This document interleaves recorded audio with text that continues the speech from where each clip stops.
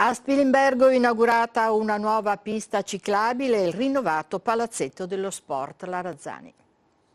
Sport e mobilità sostenibile protagonisti di una doppia inaugurazione a Spilimbergo. Il primo nastro idealmente tagliato è stato quello di un nuovo tratto di percorso ciclopedonale in via Udine. Si tratta di 2 lotti per un totale di 650.000 euro, finanziati con fondi comunali e regionali.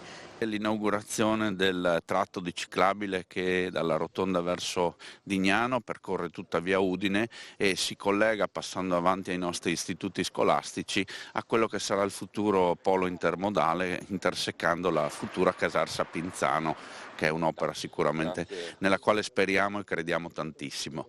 Il nuovo asse si inserisce infatti perfettamente, ha sottolineato anche l'assessore ai lavori pubblici Davide Lauretano, nel più ampio progetto della ciclovia FVG 6 del Tagliamento, che collegherà Pinzano e Casarsa.